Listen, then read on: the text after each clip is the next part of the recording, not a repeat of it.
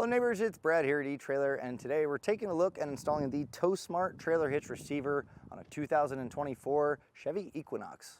Adding a hitch receiver to the back of your Equinox is a great addition to your vehicle no matter what adventures you're going on. So if you're going on vacation and need a cargo carrier to add some extra stuff or a bike rack so you can go riding, Trailer Hitch is going to do that. But also, if you ever need to pull a trailer, you also have that availability. And this hitch is looking good in the process of doing all that work by being a hidden cross tube. So the only thing that you're going to see once it's installed is going to be the 2" by 2" receiver tube opening and the safety chain loops. Now 2" by 2" is kind of the standard size when it comes to trailer hitch receivers. So that means when it comes time to pick that bike rack, cargo carrier, or ball mount, you're going to have tons of options available. All of those are going to stay in place with a 5/8 pin and clip. This is not included with the hitch, but many times your accessories will have them with them. If you plan on leaving your accessories on the back of your vehicle, you can find a locking pin and clip here at eTrailer, and that's going to become a good deterrent from someone just walking by. They won't be able to just take your accessories. Rolled style safety chain loops are super easy when hooking up your safety chains from your trailer. So standard S-hook is no problem. Same goes for a larger clevis style. And speaking of towing, the weight capacities of this hitch are pretty solid. You have a gross trailer weight rating of 4,500 pounds, which is going to be the weight of the trailer plus the accessories loaded onto it. Your tongue weight rating, which is going to be the suspended weight or the pressure on the inside of the receiver tube opening, really comes into play for your bike racks and cargo carriers. And this one out the gate is going to be 675 pounds, which is pretty solid. That's still going to allow you to get a 4-bike bike rack, depending on the weight of those bikes, all loaded up, or a cargo carrier on vacation. And that's a pretty good capacity. Now, with that being said, those capacities are for the hitch. That's not to say that the vehicle can do it. So check the vehicle's owner's manual, see what it's capable of towing, and then compare that with the hitch. Sometimes just because the hitch can do it doesn't mean that the suspension, transmission, and other components on the vehicle can. Now, some accessories can stow in a vertical position, like a cargo carrier or bike rack, so when it's not in use, you can fold those up. And you want to make sure that it's going to be able to do that with this vehicle. So measuring from the center of our hitch pin hole to the furthest point of our fascia, we're looking at about 4.5 inches. So when choosing those accessories, you can take a look at some of the test fits, put your vehicle in the fit guide, and take a look at some of the products you may be interested in. And that way you can see how it interacts with your vehicle. And when those are stowed in the vertical position, keep in mind, you're probably not going to be able to open up that rear hatch without lowering them down, but that's just kind of nature of that storage, not really a big issue. Something else that's going to be important is going to be ground clearance. So from the top of the receiver tube opening to the ground, we're coming in at 11 inches.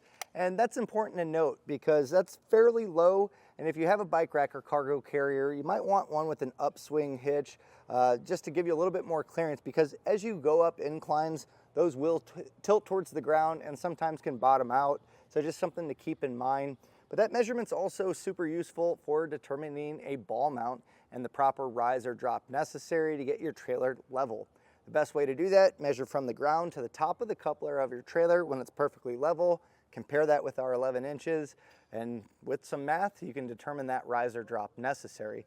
More than likely, you're probably going to need a rise configuration, but it's all dependent on which trailer you're going to be towing. Now, when it comes to the installation, this isn't a terribly hard one to do, but there's quite a few steps involved, which is going to include lowering down the muffler and then also enlarging just a little bit on holes in the frame to be able to get your hardware in place. It's a minor amount, but if you don't have the tools to do it, the place to do it, or even the want to do it yourself, that's totally fine. But adding a hitch is totally worth it, so don't let the install scare you off. You can reach out to the dealer locator on our website to find someone close to you to get this hitch installed. For you DIYers, stick around. I'll walk you through step by step. Let's get this hitch installed. To begin our installation, we're going to be underneath the rear fascia of the vehicle, and you're going to want a T15 Torx bit, because there's going to be 2 screws that we're going to remove. Now there is 4 of them. There's 2 of them that are on this access panel. We're going to leave those alone. These ones hold up a supporting bracket, and eventually our hitch is going to want to kind of go in place here, and part of that is being able to pull the fascia down. So getting this screw out of the way is going to help us accomplish that. So something to keep in mind, we're going to be removing just a little bit of hardware to get our hitch installed, so make sure you have a nice organized spot to keep your hardware. That way when you reinstall everything, you'll have everything ready to go. Now we're also going to need to lower down our muffler, and that's going to give us access to the frame. And as these hangers kind of poke back, it's also going to allow us again to get that hitch slid up into place. So in order to lower down our muffler, the first thing we're going to tackle is where it mounts up to the back.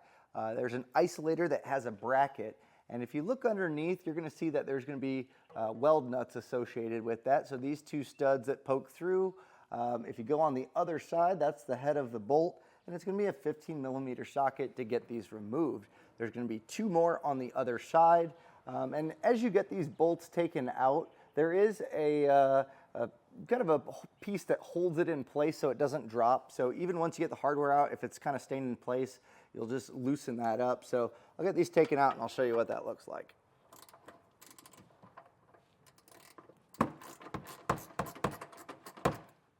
Now, once you get that hardware out, this is that alignment tab I was talking about. There's a little arm that this bracket slides into and holds that in place.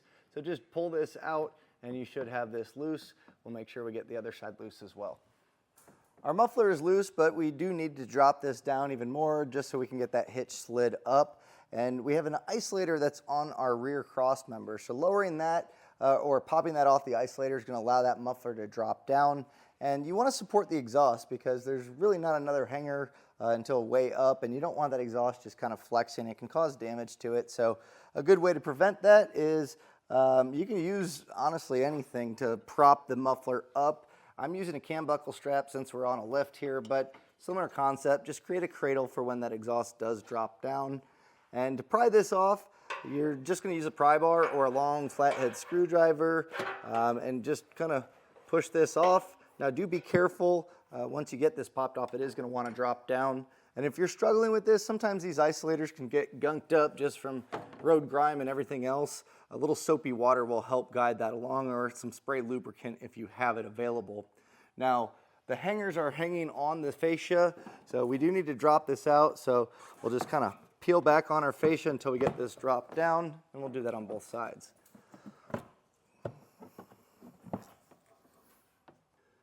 Next thing we need to do is enlarge this hole. This is going to be the largest one along the frame rail, and this is going to become our access hole for our hardware to pass through. And eventually we're going to use pull wires to get them in place, and it's going to be a spacer block as well as this carriage bolt that's going to sit in these holes. But you'll probably see the issue pretty quick here.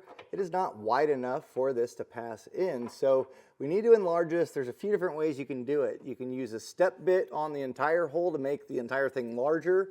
You can use a Dremel cutoff and just kind of make a Saturn-like shape that's wide enough for this to pass through. You can use a burr bit, and that's the option that I'm going to be using. So I'm going to grab my drill and burr bit and just walk this out wide enough to where I can get the head of the bolt to pass through, or the spacer block. They're about the same width. So just we'll keep these handy and test as we start to enlarge that hole. So grab your safety glasses and we'll start this enlargement process.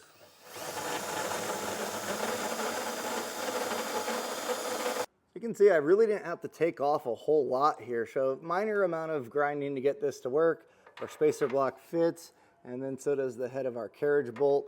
So at this point we can start getting our hardware in place, and the way we're going to do that is using our fish wire.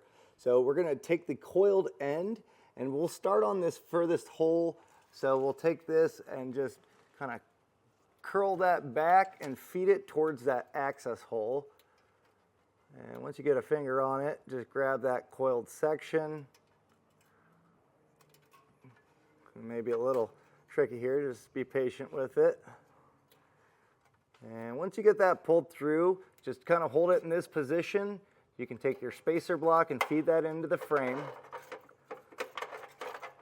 And then take your carriage bolt and thread that onto the coiled section. And depending on how large you enlarge the hole, you can go straight up. But ours, since I didn't take a whole lot out, you can feed this in kind of a whatever position it takes. And at this point, you just jostle this around and you should be able to get this to drop through. Leave the pull wire on here. That'll help guide the hitch up and make sure that these don't pop back into the frame rail. So at this point, we're going to just repeat that same exact process for this hole, and then we're going to do the other side as well. Now with that hardware in place, that hole that we enlarged, it's gonna be raw metal, so we wanna make sure that doesn't turn to rust and corrosion long term. So a little spray paint or a paint marker, whatever you have handy, just spray that up and let it dry. Doesn't really matter the color. You're not gonna see it because the hitch is gonna cover that hole. Now at this point, we're ready to get our hitch in place, and this is kind of a cumbersome way to get this up. There's just no easy way, so I highly, highly recommend having an extra set of hands. So Scott's helping me slide this up by pulling down the exhaust, and at this point, take your pull wires and feed them through the corresponding holes. Now, there's gonna be a smaller hole, I'll show you here. This one that we see right here, we're not gonna be putting our hardware through that, so just make sure you get the pull wires through the elongated holes. So we have the 3 of them and then this front one. And once you have those pulled through, we'll slowly guide the hitch up, and I recommend having your serrated flange nut ready on each side, because our goal is, once we slide this up, is to get one nut started on each side, and that'll support the hitch, making it super easy to get the rest of the hardware up. So we'll pull these down, and we got one stud here. I'll just pull off my pull wire, get a few threads started here, and that'll be enough to hold up this side. We'll get the other side up, and then we're just gonna continue the process. Once all of your hardware is started by hand, now we can snug it all down. A 19mm socket is gonna accomplish that. You don't need to get crazy here. We just wanna draw the hitch up and get the hardware snug, because we're gonna come back with a torque wrench to make sure that it's properly torqued down.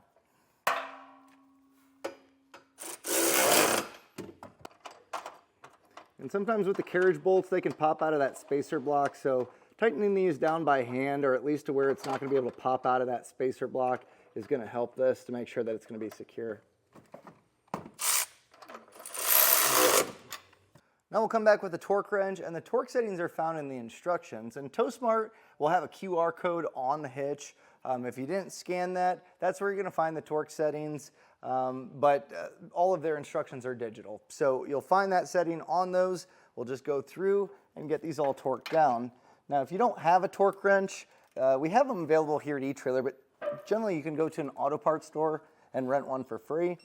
And this is going to be an important step, because as you're towing things or have accessories loaded up, you obviously want to make sure it's tight enough, but also not too tight, putting stress on any of the hardware or the vehicle.